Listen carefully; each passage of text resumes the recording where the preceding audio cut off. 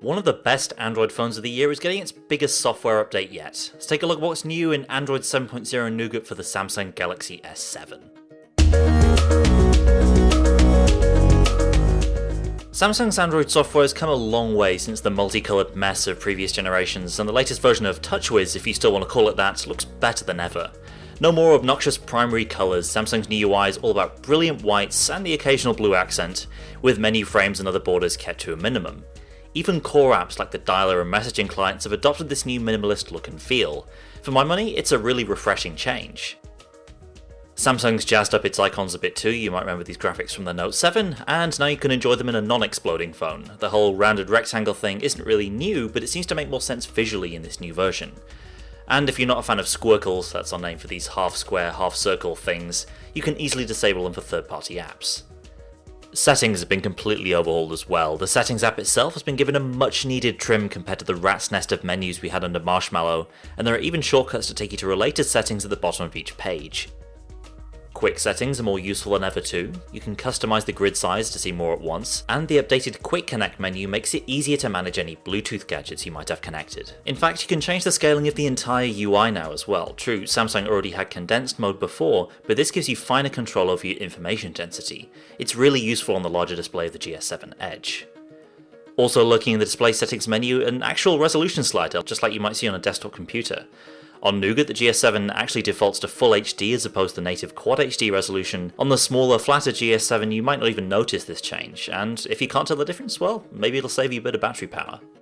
Speaking of the display, there's now a blue light filter mode as well, a feature that's growing in popularity all the time, which supposedly helps you reduce eye strain at night, and helpfully you can now enable it on a schedule that's tied to your local sunrise and sunset times. Even when the screen is off, the GS7 is smarter on Nougat, with a range of new always-on display options that you also might remember from the Note 7.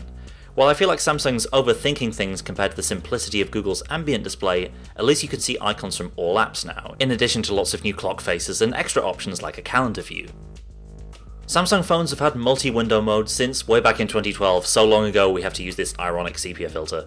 But the introduction of native multi-window in Nougat means this stuff now works with a bunch more apps. The regular split screen mode works much the same as before, but pop-up view is transformed into basically a full free-form window mode, with all the buttons and functionality you'd expect from that. It's only something I very occasionally use, but it's a nice option to have. If you really want to dig down into the nitty-gritty technical stuff, the new maintenance area will do some number crunching and let you know how your phone's doing, pointing out potential problems like power-hungry apps, and extraneous files that might be taking up space. As an additional help with performance and battery life, there are a bunch of different performance modes now which are supposed to be tuned to different types of use, for example gaming or movie watching.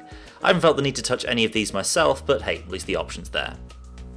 On top of all that Samsung goodness, you get all the benefits that come as standard in Android Nougat, features like the enhanced new notification system with bundled notifications and quick reply built in, and that's alongside performance and battery life improvements through Doze on the Go, which helps apps use less power when running in the background.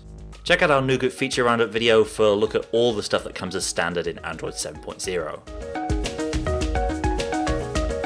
All in all, it's an enormous, meaningful upgrade for the Galaxy S7 and S7 Edge. With new features and a new look, the GS7 stands up well next to more recent arrivals. And we also have a really solid foundation for Samsung to build upon with the Galaxy S8. Be sure to hit the comments, let us know how you're getting on with Nougat on the GS7, or if you're still waiting on that elusive update notification, and subscribe so you don't miss a video in future. Thanks for watching, and I'll see you next time.